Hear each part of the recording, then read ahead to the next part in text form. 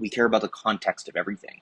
We can only get all that context because we have the storage and compute capacity to actually look at all of it at once. And that's really where this Snowflake advantage was born for us.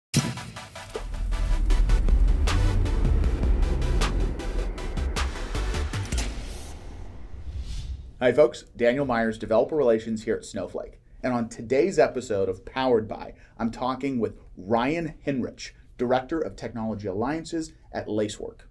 Lacework is a cloud-native security solution covering your entire cloud estate, offering protection from both known and unknown threats. So, Ryan, how are you today?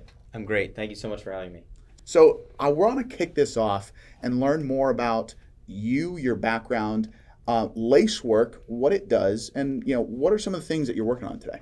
Yeah, that's awesome. So, I'm Ryan Henrich. I've been with Lacework for about 3 years now, and I actually started at some other players in this space, and before that in consulting. And what got me really excited about Lacework was its ability to go and scale with our customers in the cloud and find the things that they didn't know to look for. So we've built a cloud-native security solution that covers use cases from vulnerability management and container and configuration and compliance, container security and intrusion detection, all without our customers needing to go and build and scale a massive rule set across their infrastructure.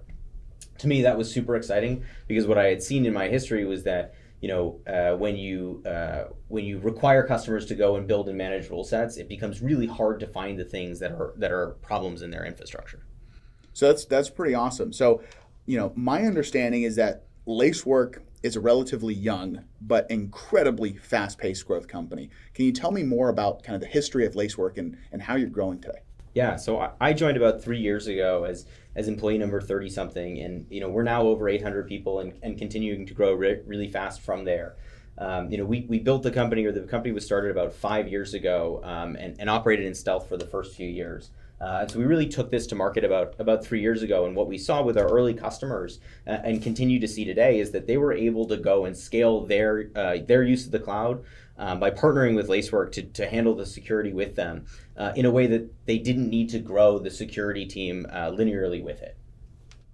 Cool, awesome. And so, Lacework being built on Snowflake, that provides some pretty key differentiators between you and others in the industry.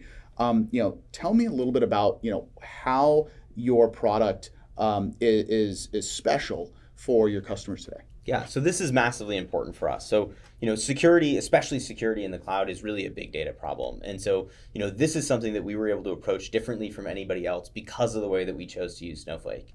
And so, what we're able to do is we're able to ingest as much data as we want into our instance of Snowflake. And before we make any decisions on it, we're able to organize it first. This is critically important.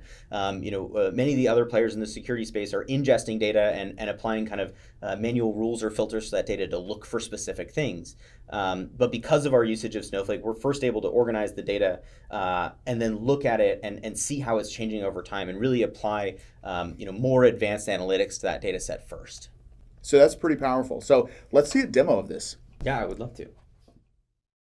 So we spent a bunch of time talking about why we built on Snowflake and the outcomes that have provided for us and why that was so great for us. But at the core of it, the real advantage that we got out of building on Snowflake was the solution that we're able to deliver to our customers. And that's all around treating security as a data problem. And so if we talk a little bit about Lacework itself and what we've actually built here, that was kind of a great introduction about the data problem that we believe in. And security kind of has wallowed in the past and with these rule-based approaches that don't take all the data into account. And so, what we've gone and built here with the help of Snowflake Data Warehouse is this ability to ingest all this data and make sense of it. If we look at this dashboard here that you can see on the screen, we're talking about, at the top left-hand side, the incoming data that we're ingesting from our customers' infrastructure and then everything that we do with it. And so we ingest data from 3 primary data sources. The first is the cloud accounts of our customers choosing, whether that's AWS, Azure, or GCP.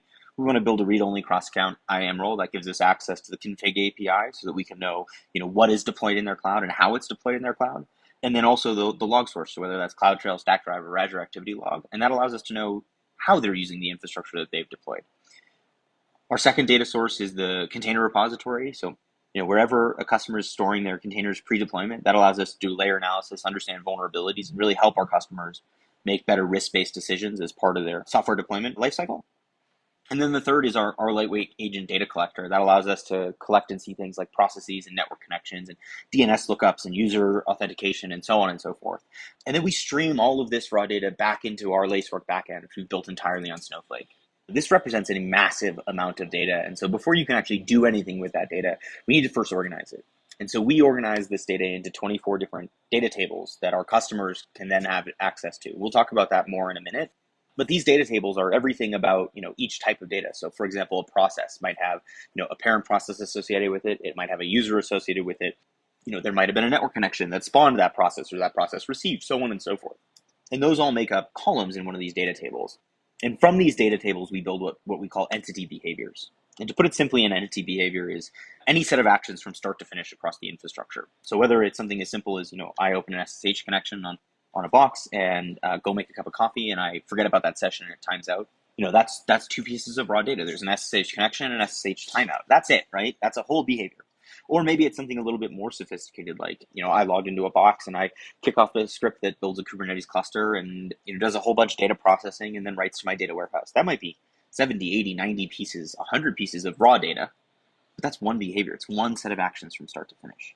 And when you start to cut the world as behaviors, it becomes very easy to understand how a customer uses their cloud environment normally and how somebody might abuse it. And so that allows us to really drive these significant security improvements using this change detection mechanism in our customer environment, where we don't care about single points of data. We care about the context of everything.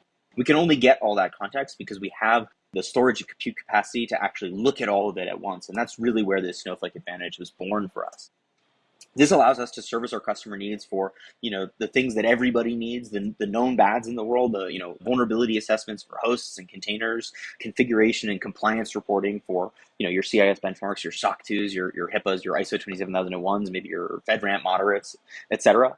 It also allows us to do things like, intrusion detection and runtime container security in a way where, a customer doesn't have to build any rules. They don't have to know what to look for. Lacework can find the things that are risky in their environment. And that is all at its core a data problem. And so, rather than just talking about the problem, I'd love to show you a little bit more about Lacework and some of the results that we can drive for our customers. So this is a great example of an alert that Lacework might generate. Now, to be clear, nobody has gone and built a rule here. Nobody has tuned any policies. I didn't know this thing was bad. It didn't appear on any threat feeds, right? We can do all that stuff too, but this is at its core the data problem where, security folks don't have the ability to, write enough rules or policies to catch every single thing that could be bad in an environment. And so this is really where Lacework's value comes in. And so at the top, we can see, hey, why did Lacework build this alert? Well, we've got this application Hydra running on a host in my environment using our Ubuntu service account connected over SSH to another host as root.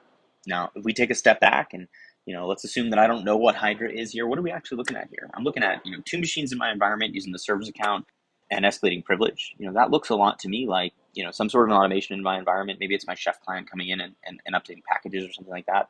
Again, I don't know what this Hydra application is, but it could be anything. And this doesn't look all that abnormal to me.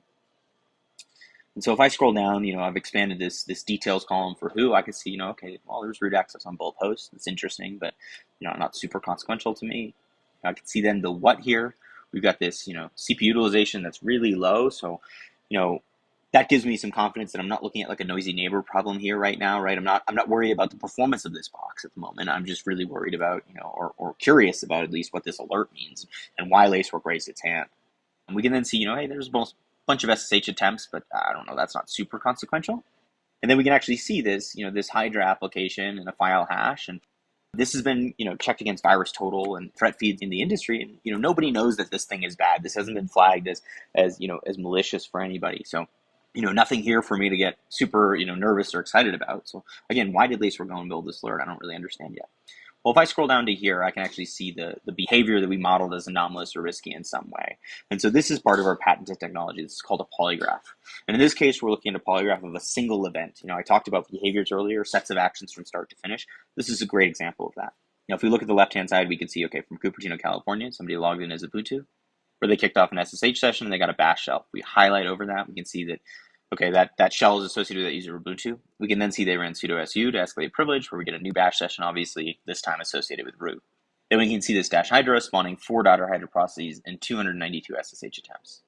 To be super clear, to the left of the imaginary line I'm drawing right here, right now, This is all very normal in my environment. This is stuff we see all the time. This is my service account logging in and running sudo apt-get update, updating packages, right? This is maybe one of my SREs logging in and restarting a service, right? Using the service account. Maybe they shouldn't be doing that, but they are.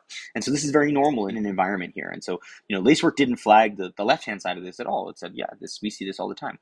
But the behavior changed to the right of this. And this is where we see that real, that security incident or concern happen. And this is why we raised our hand. We saw this dash Hydra spawn 4 Hydra daughter processes and 292 SSH attempts. And if I scroll down further here, we can load up more data, including this raw process details, where I can actually see, the command line syntax that kicked off the event that triggered this alert. And so if we go and sort by command here and expand this, I can see, okay, Hydra L, username's text, tell me the password is top 500 IP SSH.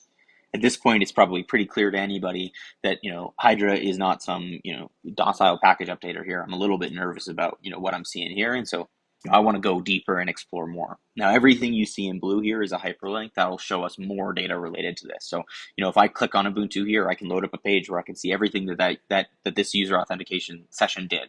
If I click on Hydra, I could get a list of, hey, does this application live anywhere else in my environment, right? Is this normal for me? Is this a problem that's kind of propagated throughout the world that I need to go and take care of? And so this is really at its core a data problem. And this is, I think, a great example to talk about that with, because, if we look back here at this polygraph and we talk about, hey, how would a conventional rules-based approach catch this? Well, with a rule-based approach, you want to be as precise as possible. So ideally, we're going to start on the right-hand side of this alert. So we're going to say, hey, look, if I make a rule that says if Hydra alert or if Hydra kill, like whatever I want to do, right? Great, I've solved for this case. But what if somebody renamed Hydra, Bob? Suddenly my alert doesn't work, right? My rule doesn't work anymore because it's looking for an application or a process name. And I can go and change those. If anybody's familiar with Hydra, you know that, in the real world, if I were deploying Hydra to go brute force a bunch of accounts, I'm certainly not going to call it Hydra because everybody's aware of that. So, okay, so that alert doesn't work, so that rule wouldn't work for me. So maybe I go a little bit left earlier in the chain and I go, okay, well, if I write a rule for every time somebody escalates privilege, I'll catch somebody spawning a new malicious application like this. Absolutely, you will. But you'll also catch a whole bunch of people doing their job all day, every day. And so that becomes kind of at its core, an operational problem. Well, now I've got thousands of alerts a day. I can't get through them. That won't work for me. So, okay, so let's keep marching down this path. Let's say I want to build a rule for privilege escalation. Well, I'm going to go build a suppression for, known activity. I know that we use the service account to go and update packages. I know that we use the service account to go restart services. And so I'm going to build, hey, if privilege escalation, but not the Ubuntu user alert. Well, now suddenly I've just built a blind spot here. I'm now not going to see this alert or this event ever, right? Because I'm saying, if it's privilege escalation, but it's not the service account, then alert me. And that really becomes kind of at its core the core problem with the rules-based approach and why this is so differentiated in the market and why Snowflake has been so instrumental in us being able to do this, because we look at all of the context for every bit of data that we gather. And that allows us to drive these outcomes without anybody going to have to build rules and tune it and so on and so forth. Now, I'm going to briefly flash up here our data share views. This is, really important as a way to understand the tables that we can expose to our customers. And so in order to drive those alerts that we talked about, and I'm going to show some more use cases in a minute, but in order to drive those alerts, we build these 24 different data tables. And, these are, for example, everything that we know about a process, so whether it's a parent process and username and the ID of that user, or the file path the process generated out of, so on and so forth. This is everything that we know about that. We make these data tables available to our customers in their Snowflake infrastructure as well, so that they can go and drive additional use cases off of it, right? We've got our core platform, all the use cases that we drive, all the security solution that we provide to our customers. But if they want to go and join this data with, conventional BI data, maybe they want to join it with Workday data or something like that, this is made available to them. And so that's kind of, a big part of the core of the platform as well, is it's our customers' data. We want them to have access to it and build on top of it and use it. But I talked before about the polygraph, and I know this is a bit of an eye chart here. I'll make it better in a second, I promise. But the polygraph isn't just looking at individual behaviors, right? Like we showed before on that Hydra event. The polygraph is looking at everything that happens in a customer's environment all the time, every hour of every day, the whole time that they're using Lacework. And so this gives us the ability to understand exactly how an infrastructure is actually communicating. And so in this case, I'm showing an application-to-application centric view of the world. But if you wanted to show container-to-container view or machine-to-machine view or process-to-process view, you can look at it that way. I happen to like the application view. And so if I go and search, Nginx here, I can see exactly the behavior flow of Nginx in my environment. Maybe I want to go and see, hey, show me all the applications that actually accept external traffic and where that traffic flows downstream. I can go and do that, right? Maybe I want to look at, hey, are people SSHing onto machines, and what applications are being spawned through those sessions? Again, I can go and do that. And this just gives me the ability to truly understand and see how my infrastructure is actually being used while it's deployed. Now, you never have to go and look at this. This is the beauty of Lacework. But this polygraph enables our ability to go and find those events that don't fit the normal behavior of the environment that have security consequence to them. And we do the same thing, whether it's your workload data from your EC2 instances or your containers or your Kubernetes clusters. We also do it for your AWS infrastructure. So in this case, I've filtered on a single account for this polygraph where I can see, where they logged in from and how they logged in and what account they logged into, and then the region and the service and the API call and the result of that. But if I delete this filter that I've got right here, I can show you how all of our AWS infrastructure communicates with it. Right? We've got 6 different accounts, a bunch of users and roles, and a whole bunch of services being used. And maybe I can see, I want to know who's getting the denied API response and what they're trying to do. And so I can, again, go and filter on that and get a very clear view of the world. It makes it really easy for me to see that, hey, we're getting read access denies on ECR, KMS, and S3 for these user accounts. And so, obviously it gives me the ability to go and dig deeper and kind of understand what's going on there. Outside of the core of the platform, the anomaly detection that we do, a lot of our customers also use us for some conventional security, requirements around, compliance reporting for the cloud, right? Maybe I've got, AWS, Azure, and GCP, and I'm beholden to SOC 2 across all that infrastructure. So, first I want to make sure that I'm meeting the CIS benchmarks, and wherever I'm not meeting it, I can quickly go and see, what resources in violation. But, if I want to look at this from the lens of a SOC 2 report, I can go and create that filter for any account, whether it's an AWS, Azure, or GCP, and look exactly into, where I'm meeting, where I'm missing that compliance framework. Similarly, we do vulnerability assessments and help our customers truly understand the risk of their vulnerabilities, whether it's on hosts as we're showing here or containers as I'm showing here. And so I can help our customers see, hey, is this thing fixable? Is the container that the vulnerability running in privileged? What's the severity by CVSS score? Is it externally facing? So on and so forth. And so this really helps our customers, using that polygraph, prioritize where they're going to go and spend their time fixing these vulnerabilities. Look, as we know, there is no such thing as a zero vulnerability environment. We can't get there. So we need to go and expend our effort in the places where there is the highest risk. And so that's really what Lacework is driving towards here, by our ability to see, not only what vulnerabilities live on the machine, but what the machine actually does, if there's a process associated with that vulnerability, if it's externally facing, if it's receiving network connections, so on and so forth. That helps you prioritize exactly where to go and what to attack first. We talked a bunch about Lacework here. We talked a bunch about, our partnership with Snowflake, and we're super excited about the future and all the things that we're going to continue to build. But, we love seeing customers get value out of this, and we love seeing customers share that data into their instance of Snowflake and build, reporting capabilities on top of it. We've got all sorts of things that we can show you, and we'd be happy to show any customer, on a call. That's really powerful. And being able to visualize that type of information brings a whole new level of insight to these threats. So you mentioned, right, discovering both known threats and unknown threats. It's really cool to see kind of how you walk through being able to find and evaluate, potentially unknown threats by the methods that you just showed. So in order to do that, it seems like you would have to have an immense amount of data. And we do, yeah. So, for across all of our customers, we have more than 60 petabytes inside of Snowflake at this point, right? We're operating at massive scale inside of Snowflake. And we're acting on all of that data all the time, right? So I'm ingesting everything that's going on for all of my customers every hour of every day. And I'm understanding all of their behaviors every hour of every day, 24/7, right? This thing doesn't turn off. We need a massive amount of data in order to do that. And what's really important is that, before we make any decisions, as I've said, we organize that data. And then what's really cool to me is that we actually provide that organized data, that view into a customer's entire estate. We provide that organized data as tables back to our customer to run in their, to move into their instance of Snowflake if they want to. And so this is really important for, all sorts of use cases, whether it's just something as simple as long-term data retention. I mean, with the storage costs inside of Snowflake and the compression algorithms, this is an incredibly inexpensive way for us to allow our customers to store their data forever. And then once it's in there, if they want to ask more questions of that data, that gets really powerful as well. So, right, we've built a security solution here that's designed around finding known and unknown threats. But maybe they want to look for specific things. So maybe it's not a security use case necessarily, but hey, I want to track all of the applications that have ever been deployed across my infrastructure because that's important for me from a SOC 2 reporting perspective. That's awesome. I have the data and I can share it back into your instance of Snowflake. You can build a dashboard in your BI tool of choice. Or maybe you want to go and have a global view into, hey, I've got 1,000 AWS accounts and 500 Azure accounts and 700 GCP accounts. And I want like a single pane of glass that shows me how I'm trending over time as it relates to the CIS benchmarks. All of that data is in Lacework. And all of those reports are in Lacework. We're talking about 1,800 accounts. My CTO doesn't want to go and look at 1,800 reports every day. We want a single place where we can go, hey, is the trend our friend or is it a problem today? Right.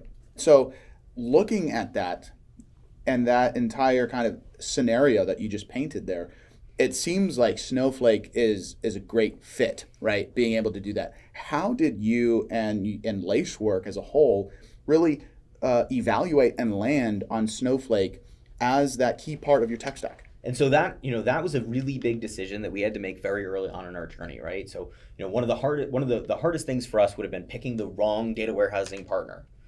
Building our solution on it, finding out that it couldn't meet our customer scale, and having to pivot from there. Right? There's two choices that we make at that point. Either we start killing data at the ingest side in order to save what's left of our solution, or we have to migrate, and that's obviously incredibly expensive. And so, before I joined the company, but when we were still in stealth, we went out and we talked to a couple of our earliest partners and customers and found one that was operating an edge service. And because of the way that we collect data and because the data that we collect is we care a lot about network connections. We care a lot about DNS lookups and things like that. And then we care a lot about the processes that spawn. And so somebody operating an edge service is going to generate a ton of network data. And so we worked with them and what we decided was and what we learned was that if we could build a proof of concept on a data warehouse that could handle their scale, it could handle the scale of any of the other customers that we would want to work with. And so we went and tried a bunch of the other commercial solutions in the market. We tried a few of the open source solutions. And what we found is that nobody else could meet our scale. And Snowflake's ability to both scale vertically and horizontally the workload allowed us to actually go and meet our customer where they were. And this allowed us to go and do this every hour of every day. If we had used a different solution, we would have had to, filter that data or done our machine learning less often, because we would have had to truncate the data at some point. And so that was really valuable to us, obviously. Yeah, that makes a lot of sense. Now, you mentioned, right, being able to have that kind of single pane of glass, single source of truth, right, which is a core component of what Snowflake can provide, right? And so what core features of Snowflake are you using today as part of Lacework, right? It seems like the zero copy cloning would be a big player for you and to the success of Lacework. Absolutely, right? So, our ability to meet our customers where they are and share the data back to them using zero copy cloning or data sharing so that they can then go and leverage that data to provide for other use cases or build BI dashboards and look at the data in different ways, that's super important to us. Time travel is also super important to us. But something else that I think is really important to touch on is, when we went and built this service, we built for a multi-cloud world. And Snowflake's ability to support us, whether we're in AWS, Azure, or GCP, was also critical for us as well, right? We care about our customers, whether they're in AWS, Azure, or GCP as well. And so we couldn't lock ourselves into a single cloud. And so by picking a data warehousing partner that was focused on building a solution that could work where you wanted it to work, and being a security service that's trying to do the same, that can meet our customers where they're deployed, that was really important to us as well. So that's awesome. So Ryan, tell me more about what your personal goals are and really where you see Lacework going over the next 6 to 12 months. Yeah. So look, we've talked about the growth that Lacework is experiencing from an employee count, right? 30 to 800 plus and growing more over the last 3 years.